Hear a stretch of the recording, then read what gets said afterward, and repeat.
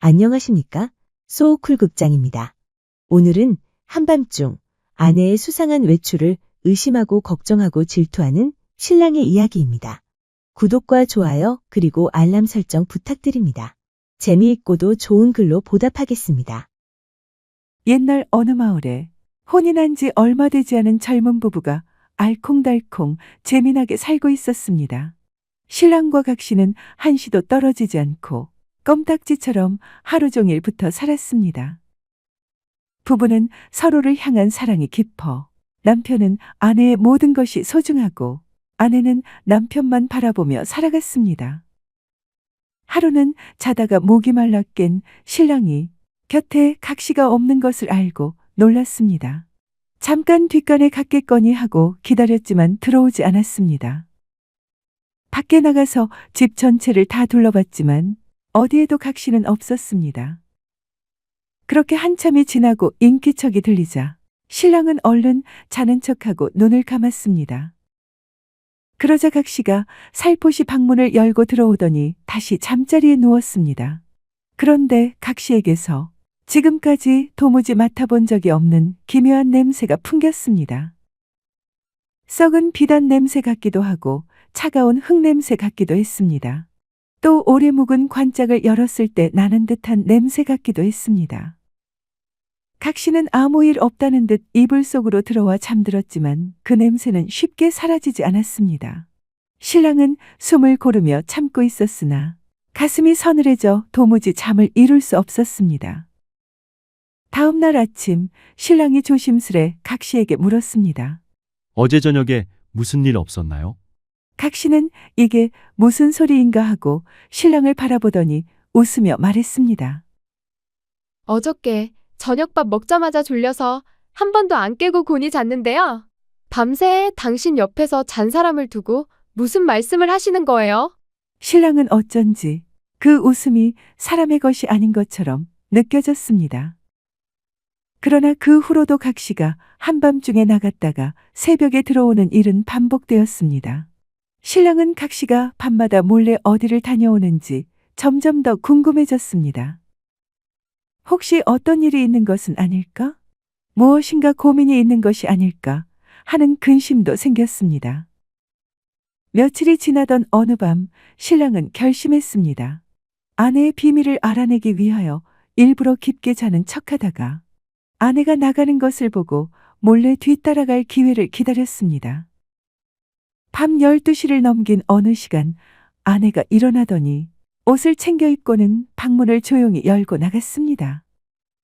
신랑은 숨을 죽이고 아내 뒤를 따라 나갔습니다. 하지만 갑자기 뒤가 몹시 마려웠습니다. 미리 볼 일을 봐놓아야 했었는데 계획성이 없는 자기를 탓하면서 뒷간에 갈 수밖에 없었습니다. 며칠이 지나고 또 밤이 되었습니다. 각시는 신랑이 잠든 것을 확인하고는 밖으로 나갔습니다. 흙마루 밑에 파놓은 저장굴로 들어가 입고 있던 옷을 벗더니 시퍼런 옷으로 바꿔 입었습니다. 그러고는 산으로 정신없이 올라가기 시작했습니다. 신랑은 조심스레 각시를 뒤쫓아갔습니다. 한참이나 산속으로 들어가던 각시는 갑자기 어떤 묘지 앞에 서더니 몇 바퀴 제주를 넘었습니다. 그런 다음 산에서 내려와 마루 밑 저장굴 속으로 들어가서는 원래 입고 있던 옷으로 바꿔 입었습니다. 달밤에 체조하는 것도 아니고 기가 막혔지만 신랑은 얼른 방으로 들어와 자는 척하고 누웠습니다. 그는 자신이 본 광경이 기이했지만 섣불리 판단을 내리기보다는 조금 더 두고 보기로 했습니다. 또 다른 깊은 밤이었습니다. 이번에 각시는 뒤뜰 장독대로 향했습니다. 각시는 커다란 장독 하나를 열더니 그 안에서 바늘과 실을 꺼냈습니다. 그런데 이상하게도 바늘귀에는 실이 꿰어져 있지 않았는데 각시는 허공을 향해 바느질을 시작했습니다. 각시는 땅바닥에 비친 자신의 그림자 귀퉁이를 잡더니 그 그림자 귀퉁이를 담장 밑에 핀 민들레 그림자에 대고 꼼꼼하게 꿰매는 신용을 했습니다. 조심, 조심, 떨어지면 안 되지. 각시는 혼잣말을 중얼거리면서 마당 구석구석을 돌아다니며 그림자와 그림자를 잇는 기이한 바느질을 계속했습니다. 신랑이 숨죽여 지켜보는 동안 각시는 마당의 모든 그림자를 하나로 엮은 듯 만족스러운 미소를 지으며 바늘을 다시 장독에 넣었습니다. 그러고는 마치 실타래를 감듯 허공을 휘휘 저어 품에 넣고는 잠자리에 들었습니다. 이튿날 아침 각시는 신랑에게 말했습니다. 서방님, 어젯밤 꿈에는 온 세상이 비단 한 필로 이어져 있더군요. 참으로 포근한 밤이었어요. 마당에는 어제와 다름없이 그림자들이 제자리에 흩어져 있었고 아무 일도 일어나지 않은 듯 평화로웠습니다. 어느 바람없는 고요한 밤이었습니다. 신랑은 오늘도 각시의 뒤를 쫓아 조심스레 방을 나섰습니다. 각시는 마당 한가운데 우뚝 서서 잠시 사방을 살피더니 갑자기 고양이처럼 가볍게 몸을 날려 지붕 위로 올라갔습니다. 신랑은 가슴이 철렁 내려앉았으나 각시는 태연하게 지붕을 타고 올라가 굴뚝 앞에 자리를 잡고 앉았습니다. 그러더니 품 안에서 정성스레 접힌 종이 한 장을 꺼내어 펼쳤습니다. 달빛에 비친 그 종이에는 아무것도 적혀 있지 않았습니다. 각시는 빈 종이를 향해 절을 3번 하더니 갑자기 굴뚝 구멍에 대고 나직하게 읊조리기 시작했습니다. 굴뚝새야, 굴뚝새야. 아랫마을 우물가에 구름 한 점 던져두고 오너라. 신랑은 각시가 혹여 떨어질까봐 밑에서 안절부절 못하며 지켜보았지만 각시는 한참 동안 정체 모를 노래를 흥얼거리다가 다시 가볍게 내려와 방으로 쏙 들어갔습니다. 다음 날 아침 각시는 여느 때처럼 평온한 얼굴로 밥상을 차리며 말했습니다. 어젯밤 신성과 함께 구름 위를 거니는 꿈을 꾸었어요.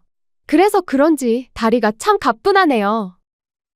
신랑은 싱긋이 웃으며 각시의 뽀얀 버선발만 바라봤습니다. 신랑은 이 모든 일이 어떤 저주나 아니면 마법과 관련이 있을 것이라는 생각이 들었습니다. 또 다른 날 밤이었습니다. 각시는 장독대 옆에 서 있는 커다란 빗자루를 들고 우물가로 갔습니다.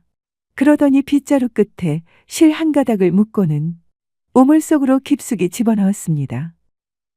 신랑이 훔쳐보니 각시는 낚시꾼처럼 진지한 표정으로 우물 속을 들여다보고 있었습니다. 입질이 오네? 왔어. 각시는 힘차게 빗자루를 낚아챘습니다. 하지만 빗자루 끝에 걸려 올라온 것은 물 한 방울 묻지 않은 달의 그림자였습니다. 각시는 허공에서 파닥거리는 무언가를 잡으려는 듯 손사래를 치더니 그것을 앞치마에 소중히 담아 장독 안에 넣고 뚜껑을 꼭 닫았습니다. 다음 날 아침 신랑이 슬쩍 장독을 열어보았지만 안에는 평범한 간장만 가득할 뿐이었습니다. 각시는 아침 식사를 내오며 생긋 웃었습니다. 서방님, 오늘 국맛이 참 달지요? 어젯밤 꿈에 달덩이를 낚아 올려 장독에 넣어두었거든요. 아무래도 그대로 두면 안 될 것 같았습니다. 아내를 도와줄 방법이 있을 것이라 믿고 어떻게 해야 할지 생각하고 또 생각했습니다. 그러다가 근처 산사에 도력이 높은 스님이 있다는 말을 들은 기억이 났습니다. 그래서 나를 잡아 절에 올라갔습니다. 가서 큰 스님을 뵙고는 아내 이야기를 했습니다. 노 스님이 가만히 듣고 있더니 한마디 하셨습니다. 돌아가신 사부님에게서 들은 이야기인데 보살의 경우에 맞는 말인지는 잘 모르겠습니다. 감안하고 들으세요. 사람의 영혼이 거미의 모습을 하고 있다고 말하는 사람들이 있다고 하더군요.